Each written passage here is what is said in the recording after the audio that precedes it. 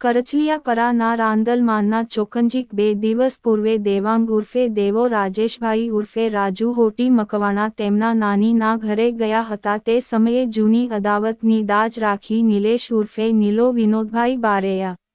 ચિરાગ ઉર્ફે ડેકલી રાજુભાઈ ગોહિલે છરી વડે હુમલો કર્યાની પોલીસ ફરિયાદ નોંધાવવામાં આવી હતી, જે ફરિયાદના આધારે પોલીસે બંને આરોપીઓને ઝડપી લીધા હતા.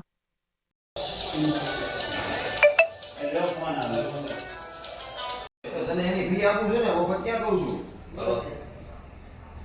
એ સાહેબ તમે કઈ તારીખે રજા ઉપર ગયા હતા એ મને તો કોઈ નહીં એ લોકમાન આવે યાદ એવું લખાવો